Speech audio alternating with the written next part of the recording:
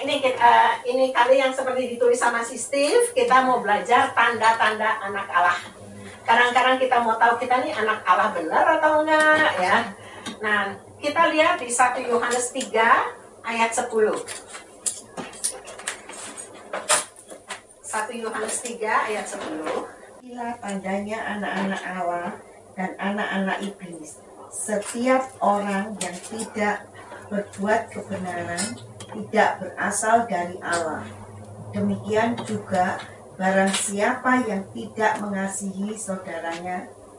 Ya, sudah segitu aja. Jadi kita belajar ya. Sebenarnya firman Tuhan itu very simple, very gampang. Ini dikasih cuma 2 tanda.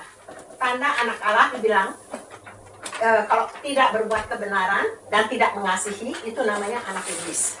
Ya kan, ini jelas sekali kan.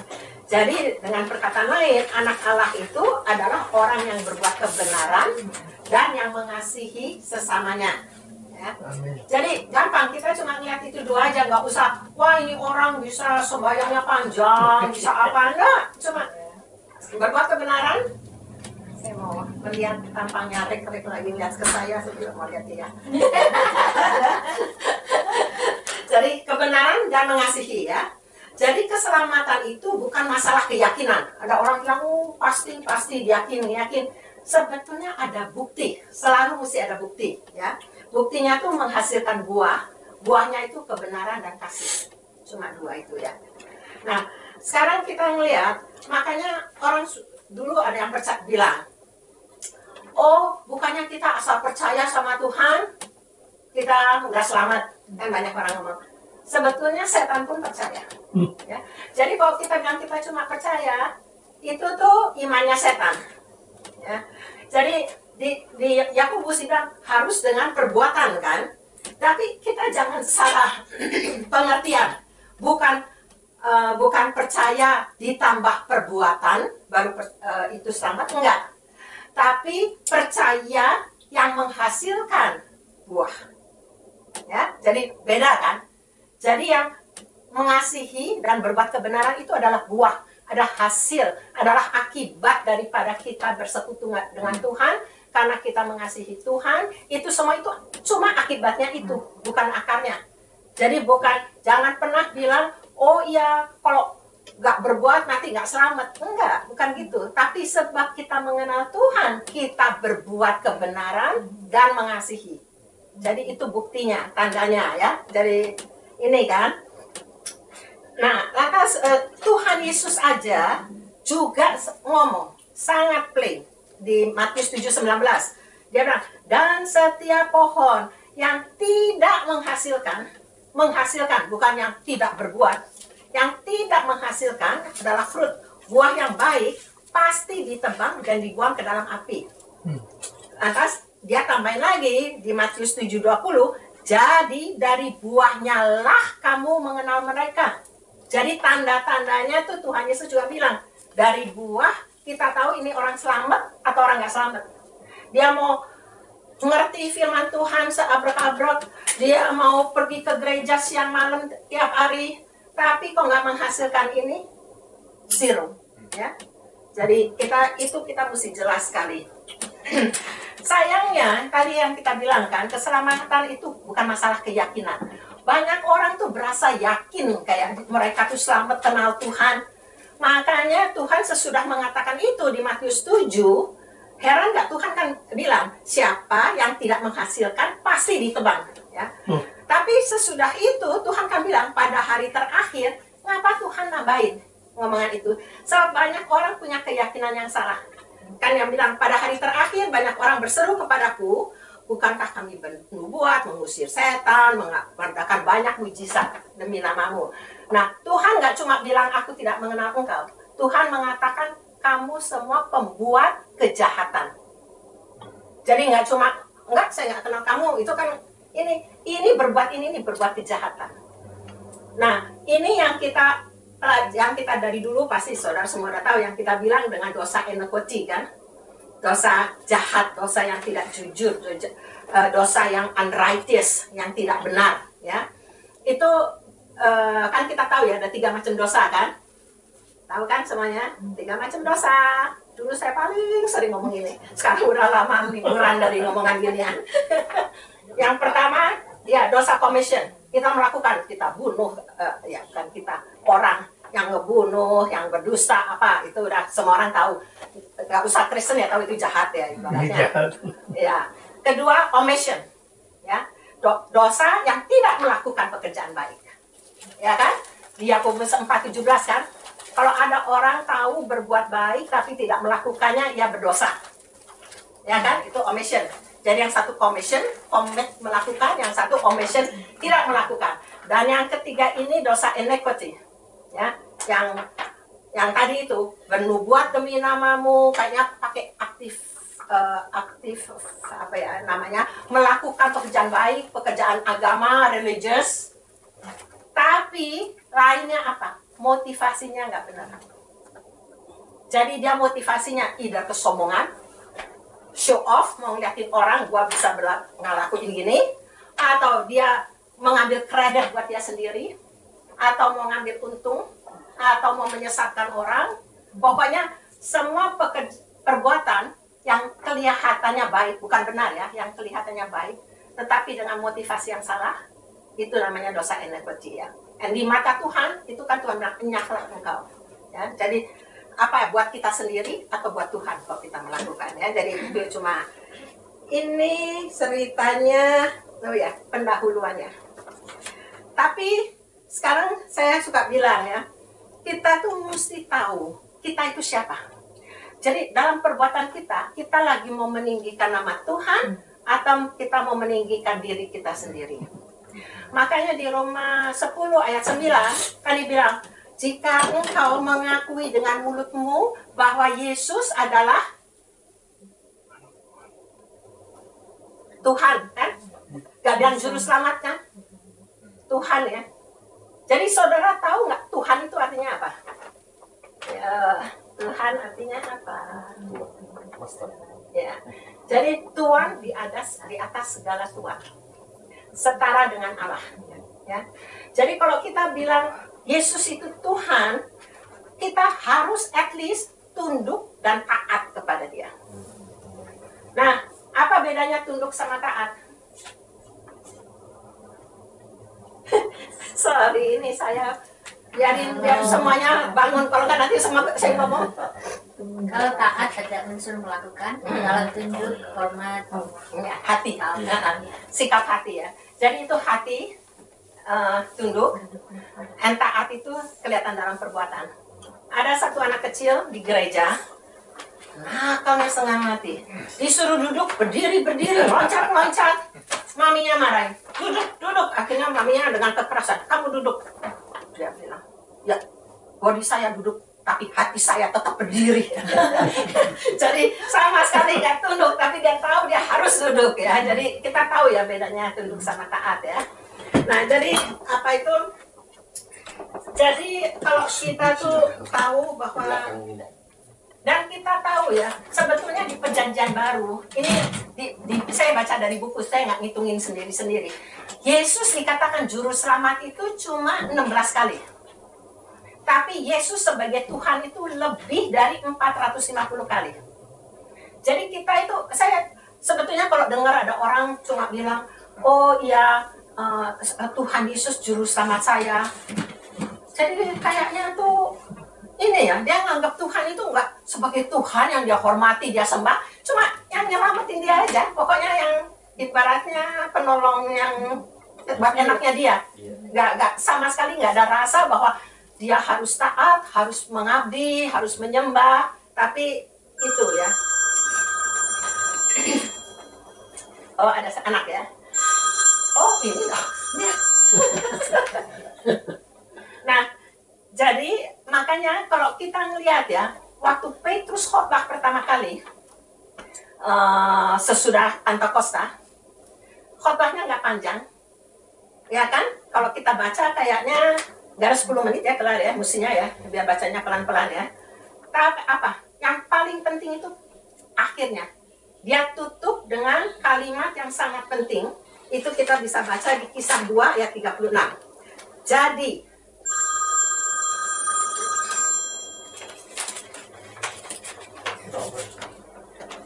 Robert itu siapa ya? Itu namanya.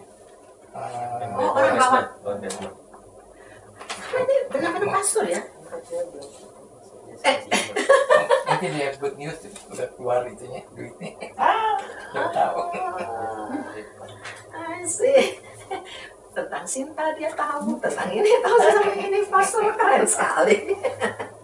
Dihafal. Oke, di Kisah Para Rasul 2 ayat 36. Jadi dia khotbah. Khotbahnya nggak panjang, tapi dia tutup, dia rangkum semua khotbahnya itu dengan satu kalimat. Jadi, seluruh kaum Israel harus tahu dengan pasti bahwa Allah telah membuat Yesus yang kamu salibkan itu menjadi Tuhan dan Kristus. Ya. Jadi, kalian tahu bedanya Tuhan sama Kristus apa? Tapi nanti kepanjangan ya, kalau saya selalu nanya-nanya ya. Udahlah, ini buat lain kali deh kalau mau tahu. Oke, dan yang waktu itu saya sudah khotbahin ya, kalau Indonesia itu ya, kata apa itu percaya itu kurang dalam ya. Kalau di Inggris kan ada believe and trust ya. Jadi kita selain percaya, kita mempercayakan hidup kita kepada Tuhan ya. Dan ini makanya Yesus saja bilang, orang tuh nggak ngerti. Di Lukas 6:46 Yesus bilang, mengapa kamu berseru kepadaku Tuhan, Tuhan, padahal kamu tidak melakukan apa yang aku katakan. Sebab sebetulnya dengan ngomong Yesus itu Tuhan, tapi kita tidak melakukan apa yang Tuhan katakan, itu adalah kontroversial sekali. Ya. Itu cuma mulut aja yang ngomong, tapi nggak ada isinya ya. Oke, sekarang kita balik lagi. Kalau saudara tadi tanda-tanda anak Allah apa? Yang saya bilang cuma 2. Baru 5 menit yang lalu. Ada perbuatan, ada cinta. Ya, mengasihi. Ya. Jadi pertama melakukan perbuatan kebenaran. Ya, kebenaran ya, bukan kebaikan ya. Beda ya, baik sama baik belum tentu benar, benar pasti baik ya. Berbuat kebenaran, kedua mengasihi. Sekarang kita ngomong tentang kebenaran. Ya. Kebenaran itu apa? Ya, kebenaran adalah firman Tuhan. Mana firman Tuhan itu Yesus ya. Jadi kalau ada orang ya, apa itu sebab Yohanes 17:17. Saudara kalau mau ada selalu firman Tuhannya, jadi saudara bisa ingat. Itu dibilang bahwa firman-Mu adalah kebenaran. Ya. Dan Yesus juga mengatakan di Yohanes 6:63, dia mengatakan roh yang memberi hidup. Ya. Daging sama sekali tidak berguna. Nah ini, perkataan-perkataan yang kukatakan kepadamu, perkataan ya, firman Tuhan ya, adalah apa? Mestinya udah hafal juga, adalah roh dan hidup. Ya. Yohanes 6:63. Itu Yesus mengatakan bahwa firman Tuhan itu adalah roh dan hidup. Ya. Jadi kalau kita itu sangka cuma Roh Kudus, Allah Bapa juga roh kok. Di Yohanes 4:23-24 yang Tuhan bilang ke perempuan Samaria, kamu harus menyembah dalam roh dan kebenaran karena Bapa adalah roh. Firman Tuhan dibilang juga roh. Roh Kudus ya pasti roh. Jadi sebetulnya semuanya itu roh ya. Tapi 3 pribadi. Oke. Jadi orang tuh kalau dia itu jangan pernah menyangka saudara bisa mengenal Tuhan dengan benar kalau saudara tidak tahu firman Tuhan. Itu tidak, nggak bakalan. Makanya saya paling kasihan melihat orang yang meremehkan firman Tuhan. Tuhan aja apa itu Yesus aja sampai bilang kan bahwa apa itu perkataanku roh dan kebenaran. Jadi dibilang firman Tuhan itu harus kita pegang otoritas tertinggi. Jadi orang Yesus juga bilang kamu sesat sebab kamu tidak tahu kitab suci maupun kuasa Tuhan. Atas Tuhan Yesus juga mengatakan semua bisa berlalu, tetapi firmanku bumi dan langit dan bumi akan berlalu, tapi firmanku tidak pernah berlalu. Ya. Jadi saya jadi suka melihat orang tuh kalau meremehkan firman Tuhan ya, udah ketipu sama setan. Itu penglihatan saya. Sebabnya emang Tuhan tuh ngasih firman-Nya ke kita buat apa? Sekarang yang Tuhan kasih itu kita remehkan. Padahal Tuhan kan ngasih itu kayaknya manual living kita. Jadi kalau orang yang meremehkan itu very kasihan, bukannya apa, sudah tertipu. Ya, saya jadi ingat dulu, saya sering dengar ada orang bilang, saya nggak mau loh jadi Kristen. Lihat aja orang-orang Kristen banyak yang batu sandungan. Kan banyak kan sering kan dengar orang ngomong gitu kan. Lantas ada satu hamba Tuhan pernah datang. Orang-orang kok bodoh sekali ya. Tuhannya itu maha kuasa, udah pencipta. Sekarang ada orang-orang di bawah yang belum tentu Kristen, ngaku Kristen. Dia batu sandungan, bukannya kesel sama orangnya, kesel sama Tuhan yang nggak mau terima Tuhan. Kan bodoh sekali kan. Jadi saya juga tahu pasti ada orang yang pintar firman Tuhan. Ya, contohnya aja orang Farisi, udah nggak usah susah-susah, itu udah terbukti. Menyebalkan, walaupun mereka ahli Taurat. Tapi nggak berarti karena mereka gitu, kita jadi ngatain firman Tuhannya. Itu kan bego. Nanti juga, kalau gitu kita bisa juga ngomong, saya nggak kepingin ke gereja kok. Lihat aja orang yang ke gereja, orangnya bego-bego. Ya itu kan, semuanya kan. Jadi kita tuh mesti tahu, kita biarin ada orang batu sandungan, tapi firman Tuhan tetap harus kita hargai dan harus kita menjadikan otoritas tertinggal ya. Makanya apa itu sampai Yakobus kan mengatakan, kalau kita nggak menjadi pelaku firman, hanya pendengar, kita menipu diri sendiri. Yesus juga menegaskan di Yohanes 8:31-32, itu semua orang mestinya tahu.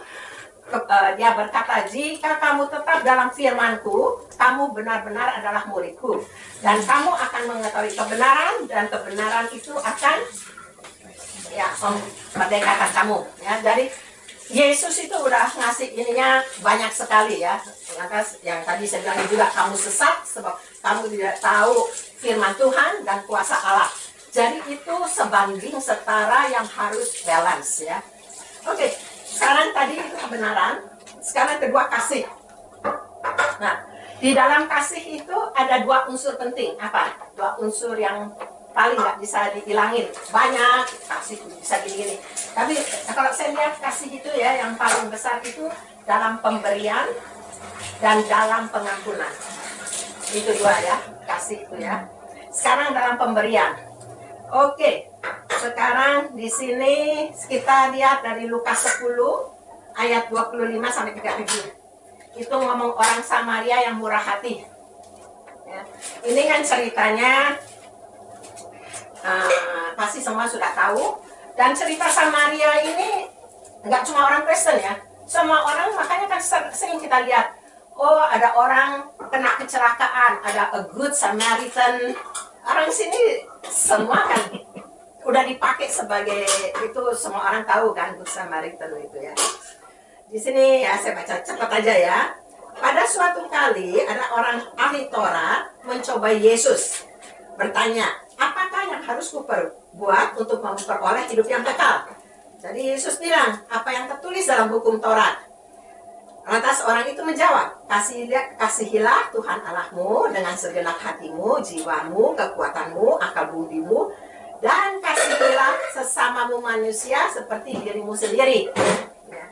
Maka si orang ini bilang, oh siapakah sesamaku manusia? Ya kan, ini kan udah tahu semua. Lantas Yesus bilang, ada orang jalan dari Yerusalem ke Yeriko, lantas dia dirampok, dipukulin sampai setengah mati. Atas ada imam lewat. Imam itu apa ya? Kalau saya bilang contohnya imam itu kayak pendeta, kayak pastor Liu. Tapi pastor Liu nggak nyebrang jalan ya pastor Liu. Nah, lantas itu melihat orang, lantas ya ke seberang jalan kan. Lantas kedua ada seorang Lewi. Orang Lewi itu apa ya? Kalau di kita enggak. Kalau saya bilang orang-orang tuh yang aktif sekali di gereja, elders, deacon, kayak yang pokoknya yang very aktif ya di gereja. Yang ceritanya very religious ceritanya. Tapi ngeliat itu juga nyebrang. Atau datang orang Samaria yang nolongin, ingat kan? Dibalut, ditaruh di atas keledainya, dibawa ke penginapan dikasih 2 dinar. 2 dinar itu 2 hari kerja ya. Jadi kalau 1 hari kerja sekarang berapa ya? 100 kali ya. Jadi kasih 200 ya. kira-kira ngomong kasarnya ya. Lantas dia juga bilang nanti kalau sampai kurang dia bakal balik bayar lebihnya ya. Jadi di sini kita lihat ini orang Samaria yang berbuat. Orang Samaria itu orang yang dianggap hina sama orang Yahudi. Yahudi itu sombongnya nggak karuan kok. Makanya kita mesti hati-hati. Kita sekarang bilang kita anak Allah, lantas kita jadi sombong kayak orang Yahudi, malu-maluin ya. Soalnya orang Yahudi kan selalu berasa, oh saya kepilih umat pilihan, semua anjing. Ingat gak sama orang Yunani, masa ngasih roti ke anjing yang orang Yunani, saya dengar dia kalau doa gimana ya, doanya selalu bersyukur Tuhan, dia orang Yahudi pertama, bukan bangsa lain yang bangsa anjing namanya. Kedua dia kurang ajar ini, dia laki-laki, kurang ajar ya. Perempuan gak dianggap. Dan ketiga bukan pemungut cukai ya. Kayaknya doanya selalu, I don't know, ini saya cuma pernah dengar ya whatever lah. Doanya begitu. Orang Muslim doa pembukaannya begitu. Oh ya. Oh, jadi tapi mereka sebab sama Taurat sih. Jadi Tauratnya yang bikin mereka pikirannya kayak gitu ya. Oh, di dasarnya itu hampir sama Taurat orang-orang. Makanya mereka kan disunat. Makanya haram halal itu kan bukan orang Islam, orang Yahudi kan sebetulnya ya. Tapi jadi di sini kita ngelihat ya, dia tuh jadi selain ngasih uang dia juga korban kan. Sebabnya kalau di Indonesia ingat nggak, kalau kita ngeliat ada orang dia rampok atau apa, kita bukannya nolong cepat-cepat lari kan. Sebab bilangnya perampoknya masih dekat, nanti kita juga ikut dirampok. Ingat nggak? Dia bilang, iya kok di kampung nanti seisi kampung keluar ngegebukin kita, benar kan ya? Jadi dia tuh dengan berbuat gitu kan dia juga mempertaruhkan nyawanya, tapi juga ngasih uang, orangnya dinaikin keledai, dia bisa jalan, masa keledainya bisa ngangkat dua. Tapi pokoknya ini ya, itu jadi makanya orang, kalian tahu nggak sih orang Samaria itu orang apa? Perkawinan campur antara Yahudi sama. Iya, dulu saya juga sangka gitu loh, tapi kayaknya itu orang asing semua ya. Coba ya, saya lihat sebentar ya. Saya buka Bible saya. Ini cuma buat tambah-tambahan di 2 Raja-Raja 7 ya. Ada tulisan itu ya. 2 Raja-Raja 7, coba kita lihat sama-sama. Kan lagi Bible study kan ya. Jadi kita, nah orang Samaria, emang nama Samaria itu 17 ya. Orang Samaria itu ya 17. Orang Samaria, nama Samaria itu ibu kotanya Israel. Kan ingat gak Yerobeam dapat Israel, dan Rehabiam dapat yang bawah ya. Nah, jadi kalau kita baca di 17 ayat 23, 2 Raja-Raja 17-23, coba kalian baca. 2 Raja-Raja 17. Ayat 23, sampai Tuhan menjauhkan orang Israel dari hadapannya, seperti yang telah difirmankannya dengan perantaran semua hambanya, para nabi. Orang Israel diangkut dari tanahnya ke Asyur, ke dalam pembuangan.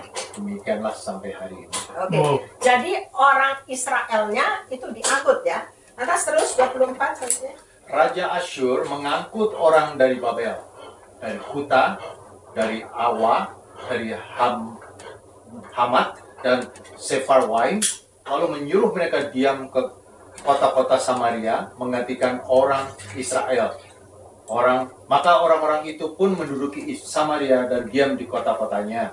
Oke, kali kalau kamu senang baca sejarah ya kita terusin ya, cuma sampai ayat 27. Pada mulanya waktu mereka diam di sana, tidaklah mereka takut pada Tuhan. Sebab itu Tuhan melepaskan singa-singa ke antara mereka yang membunuh beberapa orang di antara mereka. Lalu berkatalah orang kepada Raja Asyur, bangsa-bangsa yang Tuanku angkut tertawan dan yang Tuanku suruh diam di kota-kota Samaria, tidaklah mengenal hukum beribadah kepada Allah negeri itu. Sebab itu dilepaskannyalah singa-singa ke antara mereka yang sesungguhnya membunuh mereka.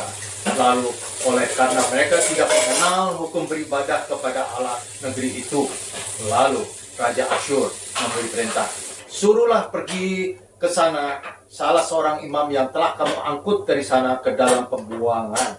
Biarlah ia pergi dan diam di sana dan mengajarkan kepada mereka hukum beribadah kepada Allah negeri itu. Ya. Jadi kalau saya membaca ini ya, sebetulnya dulu saya juga sangka gitu loh. Orang emang sebabnya bingungnya kan kalau orang Yehuda gitu kan, yang bagus-bagus diangkut, yang jelek-jelek ditinggalin. Tapi kalau cerita Israel, kayaknya semua Israel dikeluarin, lantas bangsa lain dimasukin. Tapi mengapa mereka masih ada ngerti-ngerti? Sebab itu, sebab ada singa, jadi imam yang dulu udah dibuang, dibawa lagi buat ngajarin. Makanya sih perempuan kan bilang, oh bapak kami Yakub punya apa itu sumur, whatever lah yang cerita saudara udah pasti tahu semua ya. Oke, jadi kita ngeliat, jadi orang Israel itu orang Yahudi, bukan orang Israel, Yahudi. Kan kok Israel 12 ya, kalau Yahudi itu Yehuda ya, keturunan Yehuda ya. Tapi ya kerajaannya Yehuda sama Benyamin. Oke, yang Yahudi itu memandang rendah orang-orang Samaria, sebab itu bangsa asing yang mereka anggap tuh anjing gitu kan. Makanya waktu Yesus ngomong sama perempuan Samaria, kan perempuan Samaria bilang, kok kamu ngomong sama saya? Sebab kan nggak pernah mau ngomong gitu kan. Oke, sekarang cerita kedua ya. Saya seneng kalau kasih contoh dua-dua ya. Sekarang Matius 25 ayat 31-41. Itu penghakiman terakhir ya. Nah, penghakiman terakhir itu ingat gak? Pada penghakiman terakhir raja memisahkan antara domba dan kambing. Mengapa domba dan kambing? Sebab dua-duanya mirip-mirip. Steve aja yang senang makan kambing, di sini gak ada kambing, makan domba dia juga senang. Rasa dagingnya pun mirip, ya kan? Tapi lain sekali domba sama kambing kan. Jadi Tuhan tuh gak kasih perumpamaan memisahkan domba dengan buaya. Nah, itu semua orang udah tahu ya, nggak perlu diomongin ya. Jadi, nah ini akhirnya kan dia bilang ke si kambing-kambing. Ia berkata kepada mereka, enyahlah dari hadapanku, hai kamu-kamu orang terkutuk. Ya. Bukan dibilang cuma kamu nggak orang yang tidak benar, orang yang terkutuk. Ya. Apa itu? Sebab apa itu? Ketika aku lapar, kamu nggak beri makan, aku haus, kamu nggak kasih minum. Terus itu orang asing nggak beri tumpangan, telanjang nggak kasih pakaian, saat penjara nggak melawat aku, gitu kan? Nah, seperti yang pertama, banyak orang yang menyangka dirinya itu selamat. Protes kan mereka? Kapan saya lihat kamu telanjang? Kapan saya lihat kamu lapar? Kapan saya lihat kamu haus?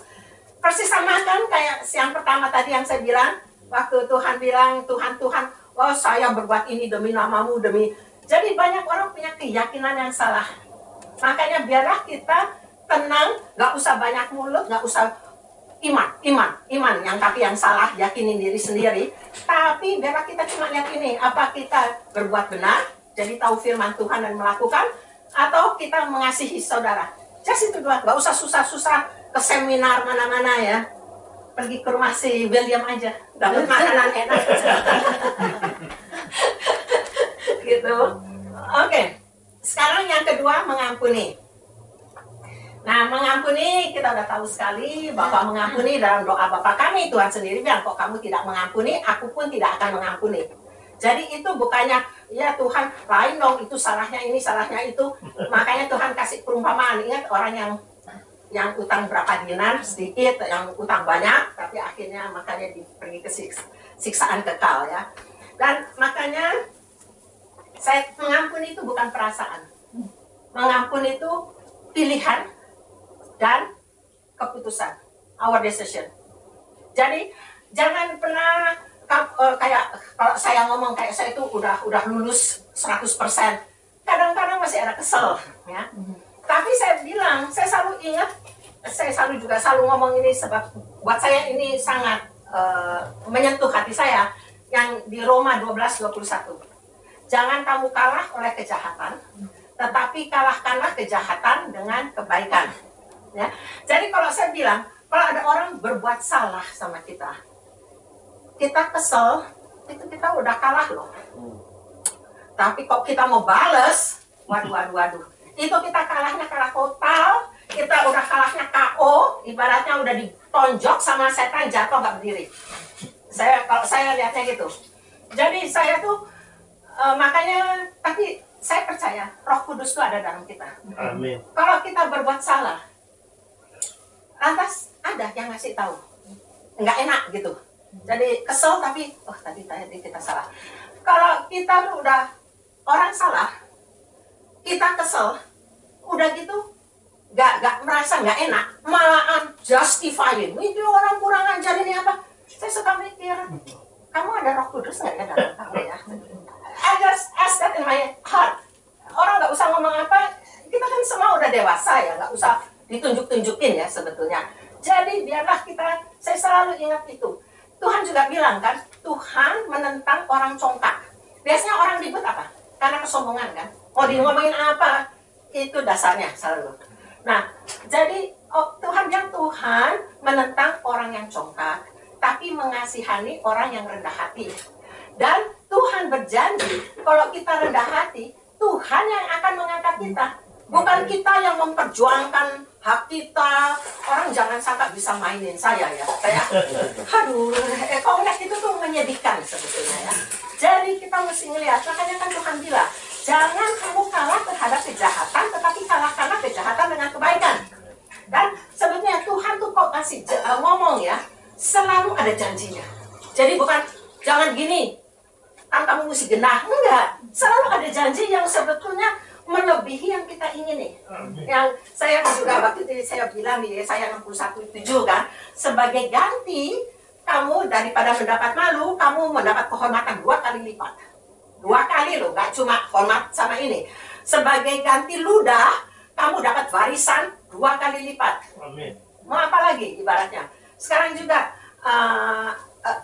karena Tuhan kan bilang, Tuhan membenci perampasan, kecurangan, juga kekerasan menurut saya. Dan gak cuma kita yang sama Tuhan dikasih janji, keturunan kita juga dikasih janji. Jadi kalau saya bilang sebagai orang tua yang benar, kita selalu kepingin keturunan kita kayak tadi si ini udah senang sekali anaknya propose. Aduh, saya juga ikut senang. Tapi kita kan, sebab saya terus terang ya, waktu saya, bukannya ini saya lagi mau, waktu saya kena cancer, to me it's nothing.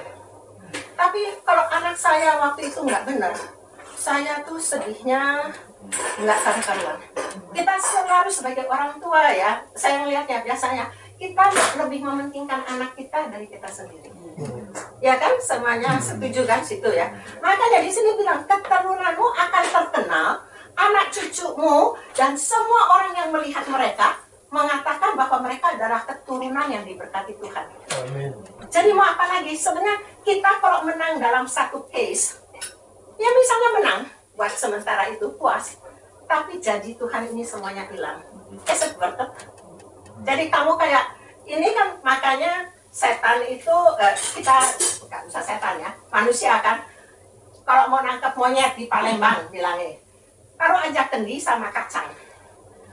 Jadi nanti monyetnya mau ngambil, tapi kok tangannya udah penuh sama kacang, nggak bisa keluar ya. Jadi jangan kita mau dibohongin ya sama setan, puas. Nah, berapa sih kok kita puas sama ribet itu? Berapa sih sehari? Sebulan ya? Tapi kalau keturunan kita sendiri, worth it. Cuma gitu aja ya saya mau bilang ya. Jadi apa itu? Oke. Sekarang saya cuma mau tutup dengan berapa ya? 3 ayat. Kita itu 1 Yohanes 3:14. Kita tahu bahwa kita sudah berpindah dari dalam maut ke dalam hidup, ya kan? Kita percaya selamat itu, nggak selamat itu maut, kita ke hidup kan? Yaitu karena kita mengasihi saudara kita. Barang siapa tidak mengasihi, ia tetap di dalam maut. Ke-15, setiap orang yang membenci saudara. Nah, di sini kalau ngomong saudara itu sesama manusia ya. Sebab tadi kan kita lihat orang Samaria, itu kan Samaria sama Yahudi dikatain anjing kan, tapi itu sesama manusia. Setiap orang yang membenci saudara adalah pembunuh manusia. Ini firman Tuhan ya, bukan saya loh yang nulis. Dan kamu tahu bahwa tidak ada seorang pembunuh yang tetap memiliki hidup kekal. Saya tutup dengan yang terakhir, 1 Yohanes 4 ayat 7. Saya minta pastor kita baca. Saudaraku yang kekasih, marilah kita saling mengasihi, sebab kasih itu berasal dari Allah, dan setiap orang yang mengasihi lahir dari Allah dan mengenal Allah. Oke, saya merasa tergerak untuk menyanyi, tapi saya nggak punya kata-kata ya. Dancing my soul. Gampang kan? Cuma itu aja. Kita tinggikan dia. Kita angkat nama dia. Kita tidak usah memikirkan segala hal-hal yang sebenarnya tidak layak kita itu sebenarnya untuk membuat kita itu menjadi susah, menjadi sedih. Kita berdirilah, kita nyanyikan Dancing my soul. Dancing my soul, my Savior God to thee. How great thou art, how great thou art. Dancing my soul, my Savior God to thee. How great thou art, how great thou art, how great thou art, how great thou art. Terima kasih Tuhan. Yes, Lord. Terima kasih atas kami bersatu, berkumpul untuk hanya memuliakan, melihat Engkau ya Bapak. Semua ini hanya untuk kemuliaan namamu, kesenangan Engkau di dalam hidup kami masing-masing ya Bapak. Biar semua ini menjadi berkat, juga di dalam rumah ini. William dan Hannah dan keluarga, Engkau berkati mereka, Engkau lindungi, dan setiap dari kami juga di sini Tuhan. Engkau lindungi, Engkau pimpin, biar semua ini hanya kehendak rencanamu terjadi di dalam pelayan kita, dan juga di dalam rumah, juga di dalam sama teman, sama siapapun ya Bapak. Terima kasih untuk firman, terima kasih saudara semua di sini untuk puji-pujian, biar semua ini Tuhan menguatkan kita, hidup kita, untuk membawa kita sampai pada akhir zaman. Terima kasih Bapak. Di dalam nama Yesus Kristus kami berdoa.